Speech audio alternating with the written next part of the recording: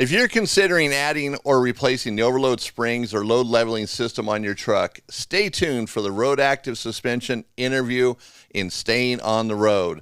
And then in Enjoying the RV Life, we're going to talk about micro gardening today while RVing. So Alexis is going to take the lead on that one, so that'll get interesting.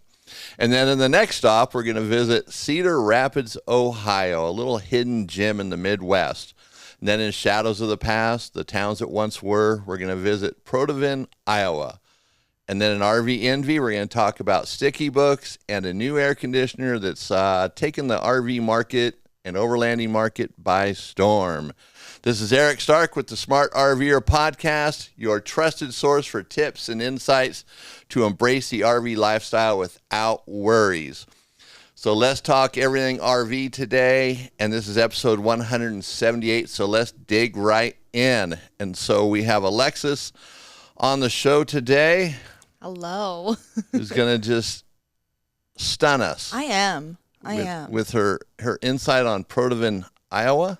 Yes. I said it right. I've got the name down finally. I've actually been there, so this is exciting. Exactly. So she's going to tell us about her hometown.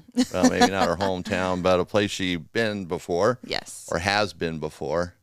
So here we go with the bad grammar already. Oh, no. Oh, well, it's the way it happens sometimes. So, hey, I just want to share one little thing that came up last week in a conversation with a customer. So they bought a brand new RV from a dealership in Missoula. They get it home and the AC doesn't work, nor does the heat. So no heat, no AC. So they call the dealership and the dealership says, oh, you just need a new thermostat. It's probably defective. They had to go get the thermostat from the dealership, take it home and install it. Then the heater worked after that. So the heater's working now, but there's no AC. We're going in the summertime, so it's a little bit of a panic for them. And so they call the dealership up and say, this is what's happening. And I said, well, then the dealership tells them, we have no technicians. And so this is the husband talking to him. And so the wife's like, what? And so she calls him back and gets the same response. We have no technicians. What? Doesn't that seem impossible? A dealership would have no technicians. Yeah. So it got me a little curious. So I called and the guy says, well, we have technicians here, And I kind of explained what was going on, not in great detail. I actually more like I was just calling their behalf, or someone's behalf. And he's like, I don't know. So I don't know. But it's an interesting thing, though, that the customers walked away with that kind of confusion or with that answer. So it's hard to say. Mm-hmm. So this is kind of that dealership thing. We just hear it over and over and over again. Yes, So before you ever buy the RV, and they did have the RV checked out thoroughly before they actually paid for it. Everything worked. Bye. So mysteriously it stops working. But that happens, So one other thing we're going to talk about today at the end of the show is how an RV awning can actually block your door and keep you trapped in your RV. So stay to the end to hear what happened in this one case or one scenario. So now let's jump right into enjoying the RV life. So Alexis is going to share with us micro gardening while RVing. That's right. So this is going to be very interesting. Okay. So let us have it, Alexis. Here we go. This is for the plant lovers, okay? So picture this. You're parked at a stunning lakeside campground. The sun's setting, and you're tossing fresh basil and cherry tomatoes from your own RV micro garden into a sizzling campfire skillet. Sounds wonderful, doesn't it? Oh, it does. I mean, I'm all over it. Cherry tomatoes and basil, right? Put some bacon in there, too. Micro gardening is actually a hot trend for RVers, especially those craving homegrown flavor on the road. It's all about herbs. It's about microgreens, even tiny peppers in pots, jars, or hanging baskets. Perfect for cozy rigs. You got fresh, nutritious eats. You save a few bucks, and you feel like a eco warrior. Eco warrior. Uh-huh. I don't know about that, but you do feel, I think, closer to Earth. All while adding this type of nutrition to your travels. It's actually a really good thing, and you can save money, so that's part of it. Securing pots for the bumpy roads is an important thing to do because you don't want your plants flying all around. Managing water when you're boondocking. is also an important thing. And then keeping plants happy through, if you're in the desert heat or the mountain cold air, that can be a little tricky. So you do need to know what you're doing before you just jump into this. It's a very good thing to do, but you do need to do a little research before starting. So starting small can be a good idea with just basil or microgreens. Strap those pots down with bungee cords and use a little spray bottle to water them. Keep it very simple. And before you know it, you'll be whipping up pesto pasta or salad in your RV. Or something. Something. But it's a very trendy thing to do. It's very cool. So just learn about it. More and more people are doing their own gardening. They are. Mm-hmm. So I would think this have to be more for the full-timer, someone living in it, or someone who's RVing a lot.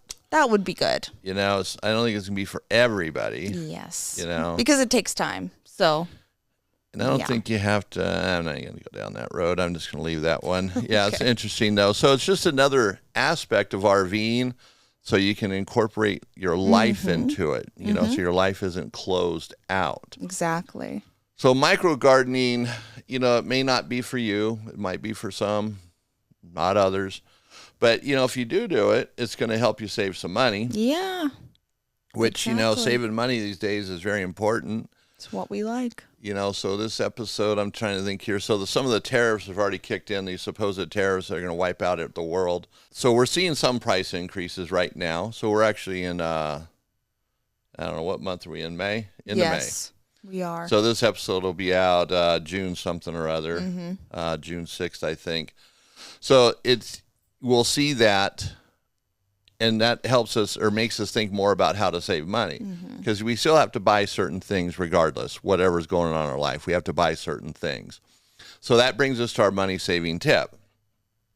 So when it comes to the RV life, there's little things we can do to help us save money.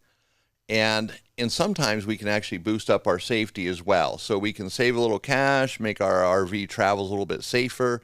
And when things are safe and we're saving money, it brings us some peace of mind. And so what we're going to talk about is tire pressure monitoring systems today for tires. Everybody's heard of them. Well, I think so. A lot of people have. Maybe some haven't. I don't know. It's like in that Geico commercial, if you're living under a rock, maybe you haven't. But tire pressure monitoring systems, they can help you keep track of what's going on in your tires to help you avoid a blowout, keeping your pressure at the highest level possible, which is normal for a trailer. If your trailer tires call for a maximum pressure of, let's say, 80 PSI, that's where you keep it. You don't try to lower it to make the ride softer, and you keep it at the highest pressure possible. And there's some reasons for that. It's a tire thing for trailer tires because the sidewalls have so much load on them that they need that. But when you have a blowout, it's not just the tire that blows out. That can be a couple $100 for a tire itself, but it's all the other damage. And that's where we've talked about the RV Defender before as well. We'll put a link to RV Defender in the description of this podcast so you can see what I'm talking about. But when you have a tire pressure monitoring system, you can kind of see that. If your tire pressure is dropping while you're driving, if the heat's rising, I got a problem. So you're going to pull over and address that problem. And when you're keeping them pressured up, or you're monitoring the pressure, it's going to reduce the wear and tear because you have a better idea when the pressure's dropping, if it's low. Before you set out on a trip, maybe you just didn't have time to air up the tires, but you have a tire pressure monitoring system that's going to be looking at you in the face saying, hey, you need to do something. So it might be that reminder. Then you're also going to save money by not wearing out tires prematurely, because they do add up. And also, when they're aired up properly, the way they should be, you're going to have less wear or less drag as you're driving down the road, or rolling resistance. And so that's going to help you get better fuel economy, which you would carry over to your vehicle if you're using a truck to tow your trailer, or if it's a motorhome. Keeping those tires aired up properly will give you better fuel economy. So that'll save you some money as well. It might not be like tons of money all at once, but over time, if you travel a lot, especially in the summer, you're going to save some cash, which helps. Absolutely. And all of these tire pressure monitoring systems are very do-it-yourselfer friendly. You don't have to be a genius to install them. Most of them have apps that you can monitor it on a smartphone, or they'll have a monitor that'll sit on the dash. I kind of like the monitor on the dash thing because it's right in front of you. One less hobby you have on your phone, and some of these apps don't work that well. They don't refresh quick enough, so it can be kind of a hassle. But that's a simple upgrade, and unfortunately, you're going to be looking at several $100s to get a decent one. But over the long haul, it might save you thousands, depending on what happens with your tires. And if you're looking for a brand that you want to just buy and know you can trust it, TST Tire Pressure Monitors is a good brand. That's what we sell in our store. That's what we recommend. So we'll have more on this on our website, thesmartrver.com. So this will be under money-saving tips, and you'll be able to read all the article with a couple links as well to some different brands. Yeah. Now, in staying on the road today, it's not going to be just me yakking. We're actually going to have an interview with Road Active Suspension, with Nolan from Road Active Suspension. And Road Active Suspension is as I mentioned, it can replace your leveling system in your truck, or if you're looking to upgrade. This system is absolutely amazing. I put it on my truck, and that's kind of what tuned me into this. They've been around since the 90s. I haven't heard of them till recently. It's like, man, what have I missed all these years? We're going to start that interview, and then you guys can take what you get from it. And there'll also be a link to Road Active Suspension's website in the description of the podcast as well. All right, so let's check out that interview. We have Nolan Mass from Road Active Suspension here today, and we're going to talk about suspension upgrades for pickup trucks, primarily pickup trucks, but it works on vans and some other vehicles. And it's for the rear, so it's going to replace products like Firestone or Timbren, things like that. Or if you don't have anything, this might be the upgrade that your truck will need to tow, just to have a better stance, drivability. It's an awesome product. And what brought me to this was a customer of ours told me about it, and I got curious and called up Road Active Suspension, talked to Sean there. He convinced me I have to have it on my truck, and I was looking at replacing my Firestone airbags, but I went with Road Active, and man, what a difference. This product changed how I felt about the truck. And they had a video that kind of showed that too, and I didn't really think the video was accurate. I'm thinking, nah, these guys are full of it. Well, it turns out they're not. This product is absolutely unbelievable. It changed the way I felt about my truck and how it drove. So I had to talk to him and get him on here because I got to share this with everybody. Everybody needs to know about Road Active Suspension. That's how I feel about it. So Nolan, I'm glad you could make it today. Nice conversation here. So welcome to the Smart RVer podcast. Hey, Eric. Thanks for having me. I really appreciate it. And also love that you love our product. That makes us really happy. Well, that's good. It's a great product. So, as I was installing it, I really thought this is going on too easy. Very simple installation. I watched the video and it's just like, nah, it can't be that easy. It really is. So that's what's cool about it. It's a do-it-yourselfer type installation. It doesn't have to be done at a shop, so anybody could do this. Maybe your grandma even, I don't know, depending on her age and shape. But that's what's so cool, is it's such an easy installation, and there's no cables to run, no wires to run. Just tighten up those springs, and you put the little disc in the kit to make it accurate. So that is really nice. Nolan, how long have you been with Road Active Suspension? Yeah, Eric. So I started with Road Active Suspension in 2010. My initial position was an account manager, so I really got to talk with so many of the customers and pickup owners out there that were experiencing the problems that you experience. A lot of the RVers and travel trailer owners experience, and when they hook up their trailer, which is the initial visual cue they see is the squat. So I get to talk with a lot of folks about that. I got to talk with a lot of RV dealers, trailer sales places, hitch installers, 4x4 shops that are in the industry, sold other products, rear suspension upgrades. Obviously not limited to that, but so it really gave me a good basis for what I do today. In 2018, 2019, I transitioned over to the marketing, just to really bring a lot of the stories of customers that we were speaking with, and just really satisfied, happy customers that we were speaking with. So bringing their stories to more pickup owners like Eric and like your audience. So it was just a joy being able to bring a product that actually works and does what it says to pickup owners and that need that additional support and are having issues with drivability and need that additional safety assets. Right, awesome. So Nolan has a lot of experience with the company, a lot of experience with the product, so that's great. And you know what's nice about that is when you have a company, even like when I talked to Sean, he knew the product inside and out, just like you do. You guys know it well, and that's what makes a difference sometimes. And you guys answer your phone. I forgot about that. You guys answer your phone. That's customer service, and that's going away these days. And I like companies that answer their phone. They're becoming my favorite. All the credit goes to all the credit goes to Sean. Sean is one of the best guys here. He's been here since 2012, and he started in the warehouse, so he knows every single bill. He knows the minute detail about every little thing. So if there's a question, if anybody here has a question about anything, he's going to know anything about the product. So him being kind of the lead on the phone, talking to guys like Eric is really valuable to the company, and he's just such an awesome guy. Yeah, it makes a big difference. Okay, so now that was the easy question. How long you've been there? I mean, obviously you know that. So let's get into a little more difficult ones. So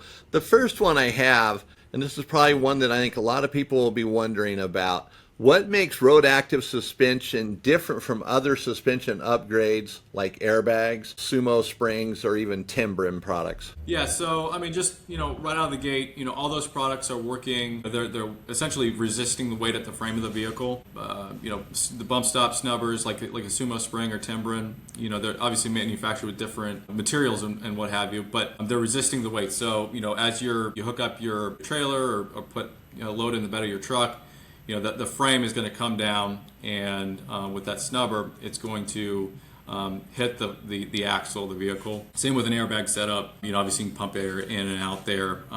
With our product, instead of resisting the weight at the frame of the vehicle, our spring is a variable rate tension coil springs. When you set hooks over the rear half of the leaf spring, so when you set the tension on our spring, it works like a muscle to hold the leaf spring in an arched position. There's an interaction between our tension coil spring and the leaf spring of the suspension itself, and so the outcome and what you feel as the driver is going to be much different than a product that's going to resist the weight at the frame of the vehicle. And then so you're going to see obviously some different benefits than some products that are going to resist the weight at the frame of the vehicle. Okay, very good. So yeah, that explains this big difference there. And you said something about it affects the way the vehicle drives or rides afterwards, which it does. I was very impressed with that. It was so noticeable, and it was such a good difference.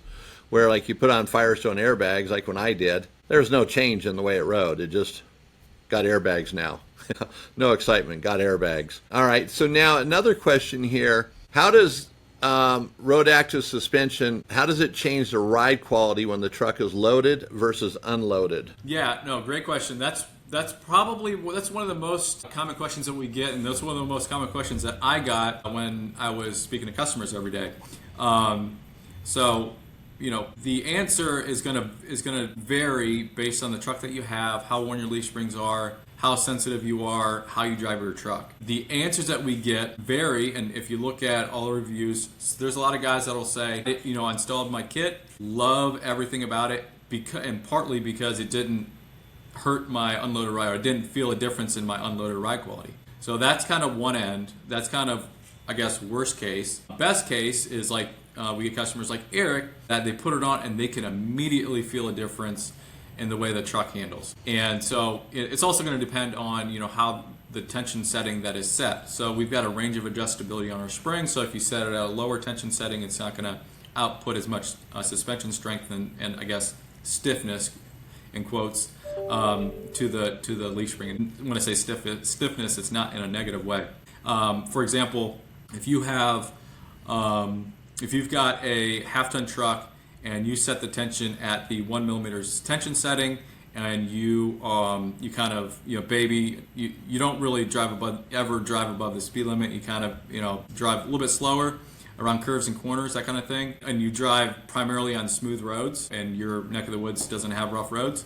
You may not notice a huge difference in the unloaded ride quality. But when you're towing, that you're going to feel that spring really kick in to provide over and above what you were getting before. The other end is, and the way that for myself and I would say the majority of our customers, that they feel it immediately. And again, it also is going to depend on the condition of your leaf spring. If you have another example, if you have an older pickup truck that maybe the leaf springs are a little bit worn, and so, if you have worn leaf springs, you're going to have a lot more kind of a wallowy, soft, around curves and corners type feeling. And you install our kit, you're going to notice that bigger difference because our spring is engaging with those old leaf springs and really bringing them back to life. So you're going to notice going around curves and corners, going over bumps, potholes, that you'd say it's more the vehicle is going to drive more like a sports car essentially. And so that's the feeling. It's going to help the truck hug the road much better. And so that's the typical experience of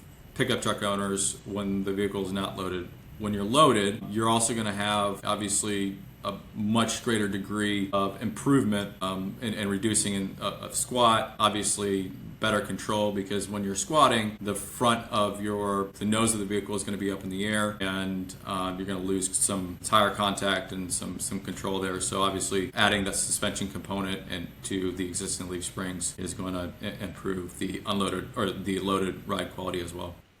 Yeah, you said it hugs better like a sports car, and it does. It's hard to imagine a truck feeling that, and that's what I did. That was one of the things. And that's how you describe it, hugging the road. It just feels like it's clamping down on the road and like claws. So it's pretty nice. Makes a big difference. So as you're answering questions, you're kind of, covering other things, which is great. So like I was going to talk to you about adjusting it, which you talked about. You got into that. So the adjustment's pretty easy on it, pretty straightforward. But another question that might come up, because, so many products that get put on vehicles need maintenance. They got to be lubricated. You got to do this. You got to do that. You got to adjust them from time to time. Is there anything like that with road active suspension that you have to do after you install it? Yeah, I can actually expound on first the adjustment part, because that is a question that we get a lot. Just kind of expound on that. So we have a range of adjustability. So our kit really is designed to be set it and forget it. So once you find that correct tension setting at the start, you shouldn't have to consistently readjust that. So that's a definite positive. On the maintenance side, we e-coat everything we can e-coat. There's certain parts that we need a zinc plate. So we do everything we can to help with corrosion and resistance there. One thing that we recommend, it's always a good idea to use some sort of lubricant, like an AMSoil, something like that, to just spray down everything like you would otherwise, especially if you live up north where there's a lot of salt in the roadways in the wintertime. Mm-hmm. Always a good idea to do that. So definitely recommend doing that. But other than that, there's no, as opposed to like an airbag setup where you deal with leaky lines, and that kind of thing. Winter can really be a detriment to those lines and the bags. You don't have to worry about any of that. Everything's mechanical, metal, and it's built to last. Right. Yeah. No air compressors, no nothing. Yeah. So that's pretty cool. So just spraying it down with some metal lube is awesome, and that's pretty simple. Just do that and you're done.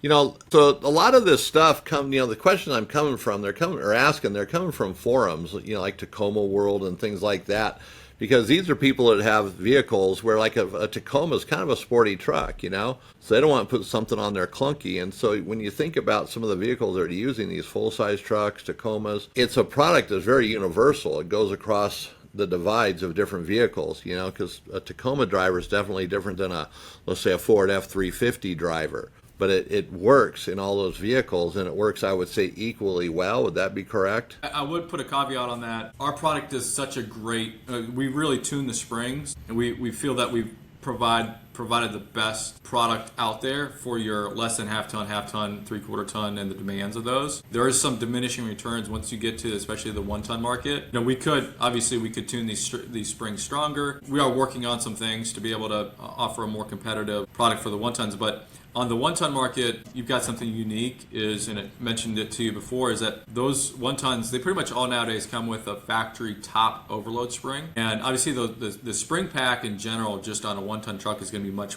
thicker. So when you apply our heavy duty spring to a thicker leaf spring pack, number one, it's not going to have the same impact on that thicker 1-ton pack as it would on a half-ton truck with maybe 2 or 3 leaf springs. And then additionally, those 1-ton trucks with the factory come with that factory top overload spring. So that factory top overload spring needs to be removed in order to fit our product on top of there. So you're taking a step back in order to install our product from a ride height standpoint, squat standpoint. Really isn't going to offer too much on those vehicles. It's going to give you about the same in terms of reducing squat. What it is going to do for those vehicles is it's going to engage sooner, because that factory top overload spring it requires a few inches of squat, about 2 or so inches of squat before hitting a snubber that's connected to the frame. And so when all of that is removed, our spring is put on, it's going to engage much sooner than that factory top overload spring was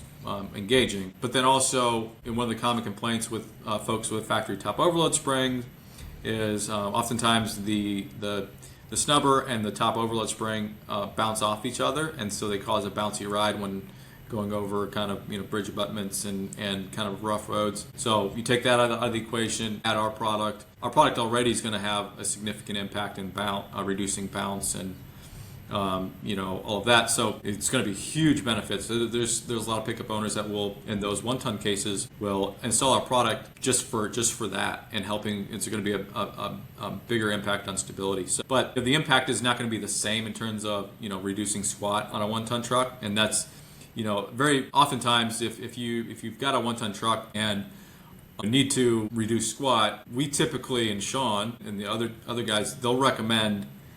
They'll say, hey, maybe our product isn't for you. Maybe go with a different suspension upgrade.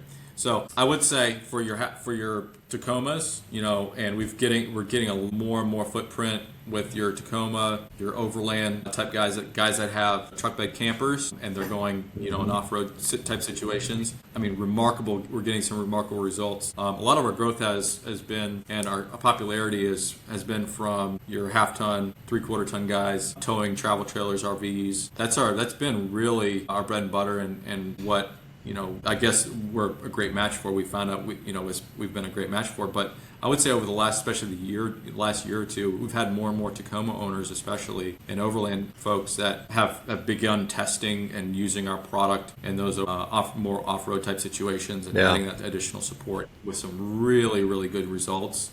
So I mean, those are great applications for our product too. Yeah, great. Also, you brought up the Tacomas and overlanding, that type of stuff. Does your product work with trucks, let's say with lift kits, 3-inch lift kits, 6-inch lift kits? Yeah, so great question. Typically, yes, but we recommend if you've got a lift kit, we recommend reaching out to us first to confirm proper fitment. If you order from a website, there's a very good chance.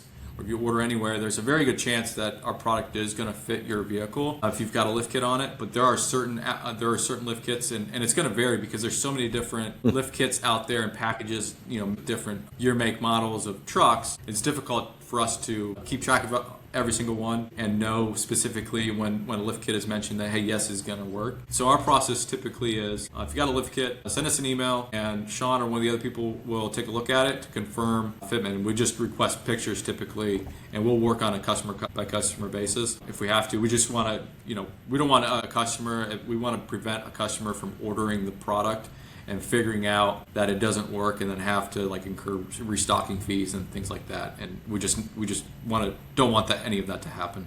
Right. No, that's good. Yeah, that's one thing you said it too, that if it's not the right fit, you guys aren't going to recommend it. And Sean seemed to be that way too. It might not work on your truck, but send me some pictures. Let's make sure. I will say, if it does fit on the truck, guys with lift kits are some of the happiest customers, because you get a lift kit on your truck, you got a higher center of gravity, and you get a lot more instability, sway. You also, a lot of those guys experience axle wrap wheel hop issues, and our product really helps with that. It doesn't typically completely get rid of it, but there's great benefit and improvement in the axle wrap wheel hop problems that those guys with lift kits experience. Yeah, so that's good. So most of them are, my customers aren't going to have lift kits, but some do. Different vehicles, different things. So another question is there a heavy-duty version versus a medium-duty version? Yeah, so for many years we So the product was originally designed in South Africa for pickup owners that were driving in the bush, and that initial product design was much, much smaller than what we're seeing today. We've built it up and beefed it up so much to better fit the United States market. So we've went through several iterations and spring sizes. So right now we've got 3 different spring sizes. We've got kind of the smallest, which is the original, that we still utilize on some of the older Ford Rangers, S10s, some of the super small vehicles. We've got a standard duty, which we offer for most of your Tacomas, your newer Ford Rangers, your newer Chevy Colorados and Canyons, and then we offer that also for your half-ton trucks. And we have a heavy-duty kit, and our heavy-duty kit is by far our most popular offering. We came out with a heavy-duty kit in 2011. And since we've came out with that heavy duty kit, we first initially offered that heavy duty kit for your 3/4 ton and your 1 ton truck, so your F250s, F350s, and equivalent. And then in 2017, after testing it using on those vehicles and the 3/4 1 ton, we started offering it for the F150s, so your half ton guys. And since that time, that's really when we've seen the most growth and popularity. Is that heavy duty kit is an amazing match for the half ton truck market. So if you're towing or hauling with a half ton or 3/4 ton truck, we have that heavy duty kit's going to be a great fit for you. Okay, so that sounds good. So that explains that. Another question too is, how long do these last? What's the lifespan? Buy it once, forget about it, or every 10 years? Yeah, the kit is really designed to last as long as you're going to have your truck. I mean, Sean still talks to guys that they've had their truck for 20 years and they're like, I'm finally getting a new truck. I still have it on my old one. Can I put it on my new one? So they're built to last for a really long time.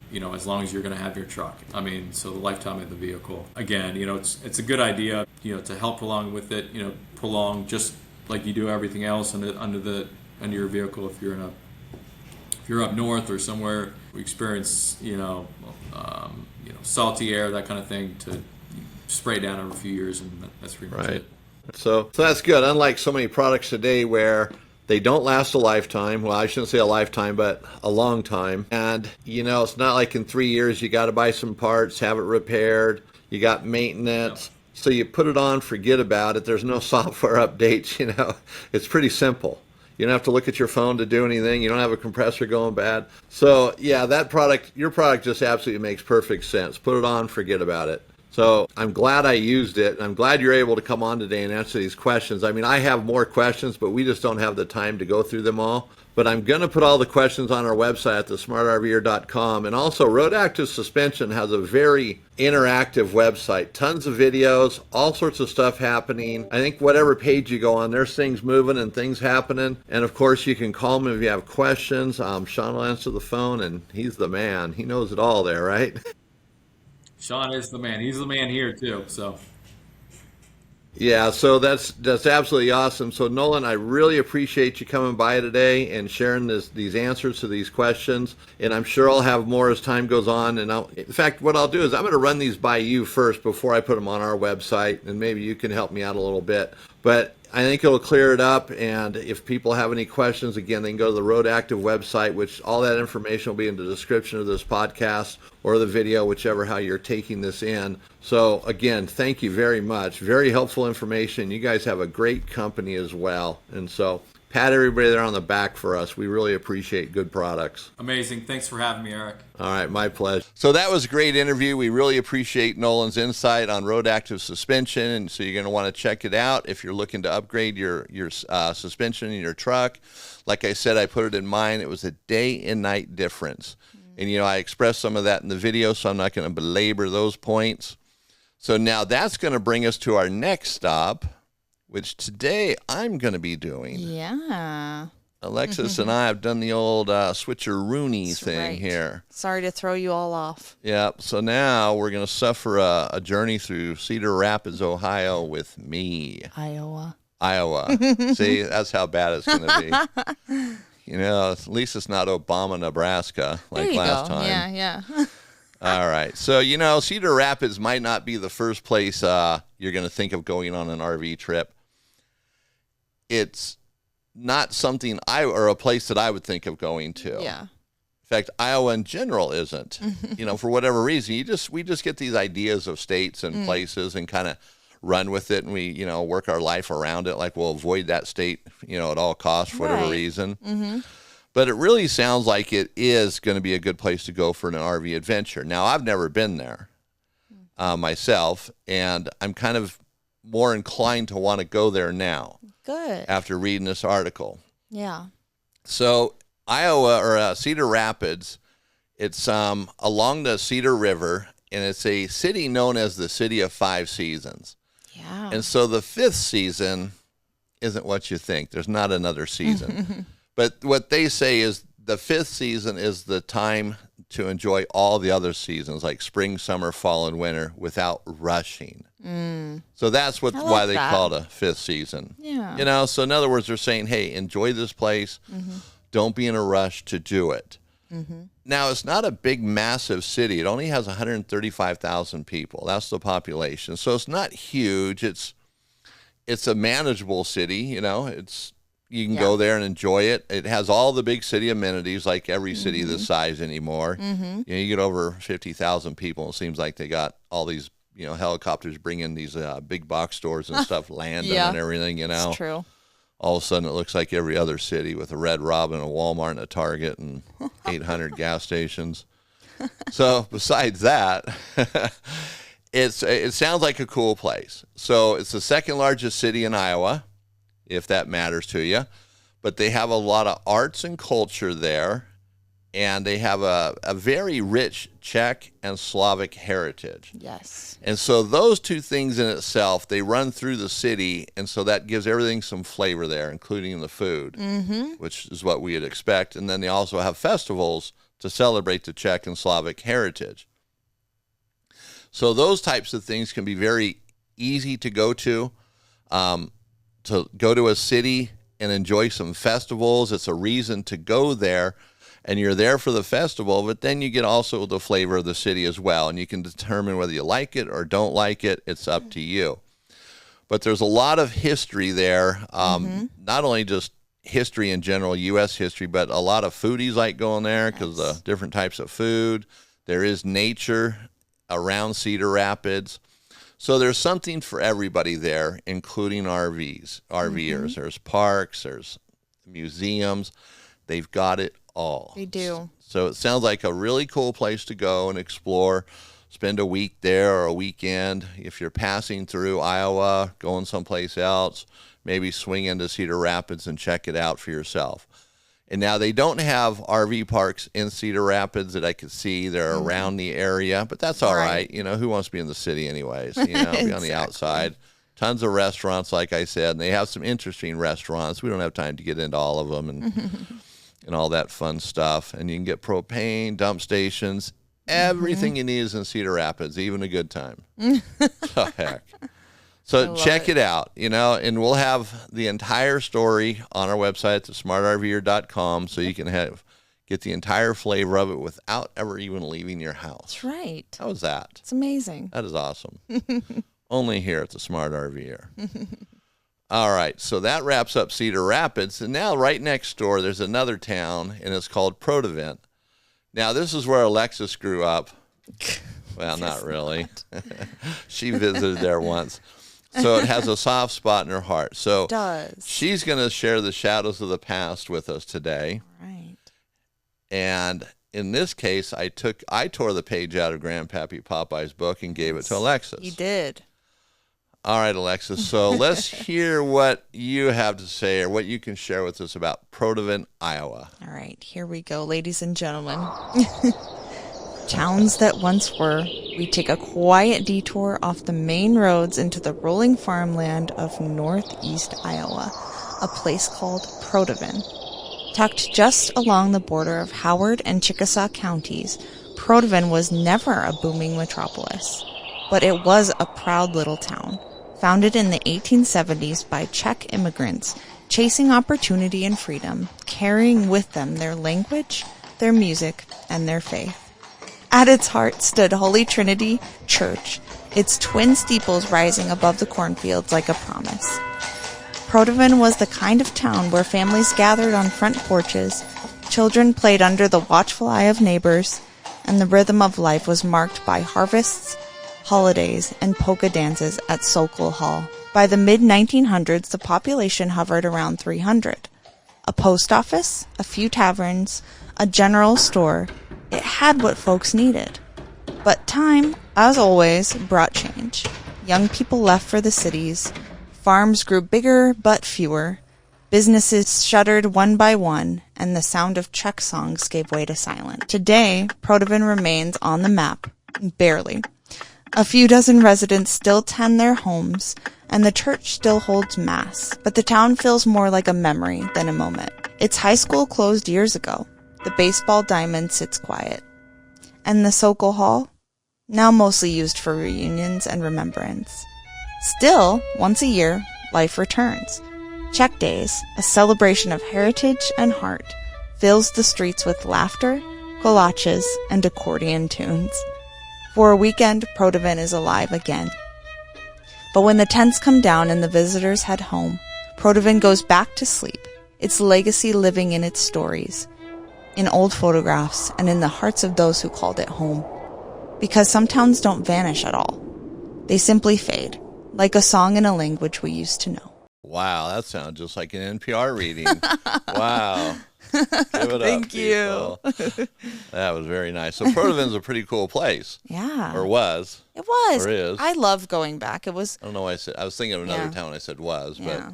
No, it's great. It's very homey there. And man, I actually want to take Cole there because during Czech Days they have bratwurst galore. And the kolaches, which are like this pastry, Czech pastry, it's delicious. Oh, they're not shoes? No. Oh.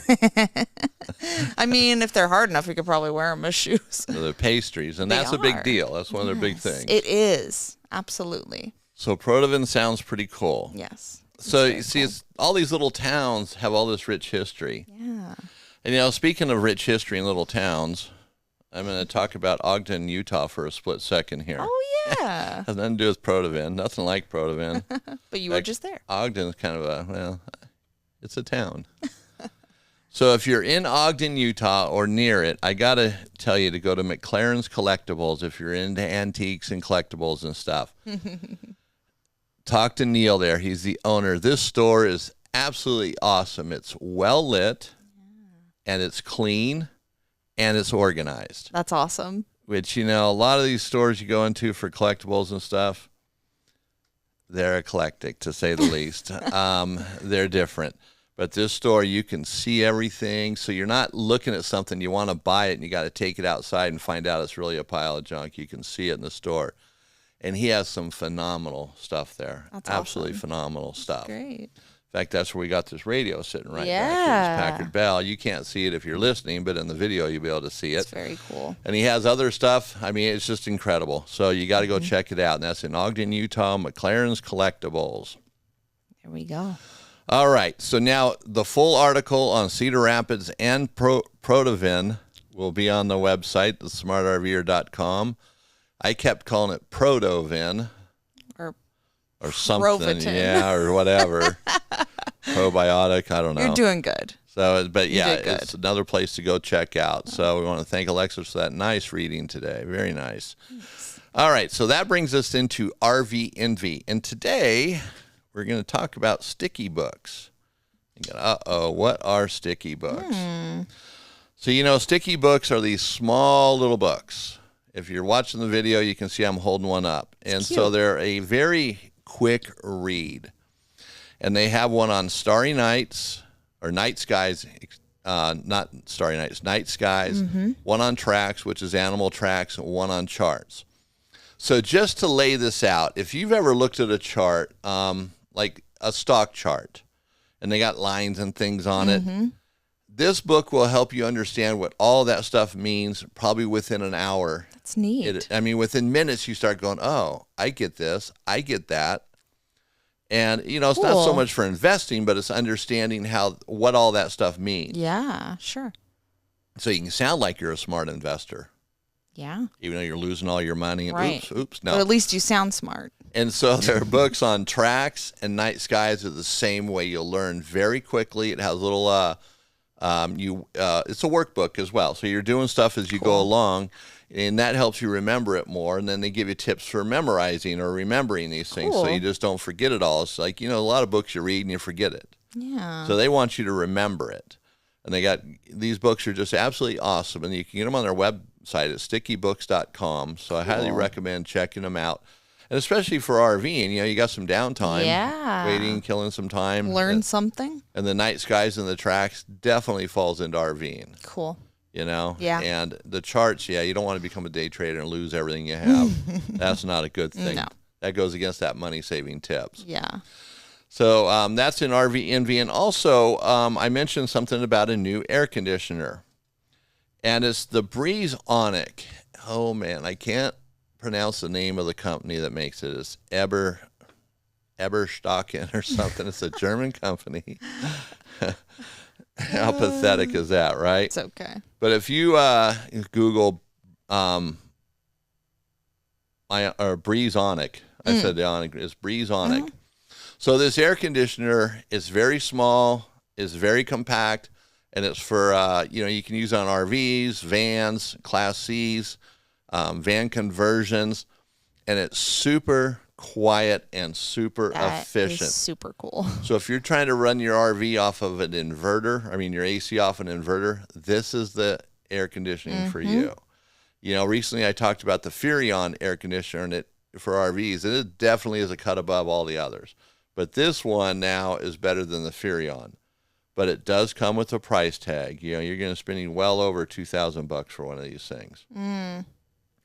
That's just for the air conditioner. Ooh. So it's an worth investment, but it'll probably be worth it. So I haven't touched one yet. I've talked to the company. I'm waiting for some more information. So we're going to check back in on this maybe in the next couple episodes. Not sure when, but we will come back to it. In fact, we'll probably have them on as an interview. Cool. Because it's such a cool air conditioner. Yeah, that'd be great. All right, so that pretty much brings us to the end of the show today. And so, as a reminder, go to our website or go to like iTunes, Spotify, wherever you get your podcast, and subscribe to our podcast. Share it with others. Go to our YouTube channel and subscribe as well. Keep us out there. Let other people know. We are moving up in the ranks on our podcast rating. Yes. We are number 3 on Feedcast. So we are making some headway in the RV world in our podcast. So share it with others. We're doing something right, and everybody needs to hear about it. Yeah. All right, so in our next episode is 179. Now, before we stop here, I forgot about this. I brought up the awning in the beginning of blocking the door. So this is a true story. A husband and wife, they're using their RV, and they're in a windstorm, and the awning tears off the RV. The arms come off. The awning, now you got to picture this, the awning just falls down, straight down the side of the RV. So they're at an age where now they're trapped in their RV. And I've heard this story, not this story, but similar stories more than once. So the door is closed. They can't get out.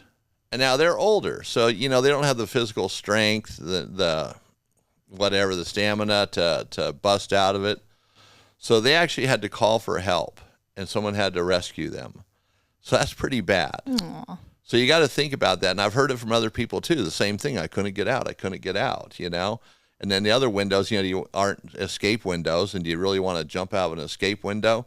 Right. So kind of think ahead about your awning if it were to happen. It sounds like it would never happen, but it does happen. So, if you can get that door open or window open, make sure you got a knife and you can cut your way out. Yeah. If you can get the door open just a little bit and cut a slit from top to bottom, that's the starting point. At least you're accomplishing something, because if it happens to you on the side of the road, it might be a while before someone stops or you can get some help. Yeah. So that's just a real life story. So don't get yourself locked in your RV because your awning failed. All right, everybody. So it's been a great show today. I want to thank everybody for watching and listening. And of course, you can go to our website and everything we talked about today will be there. So this is Eric Stark with the Smart RVer podcast, your go-to guide for smarter RVing and unforgettable adventures on the open road.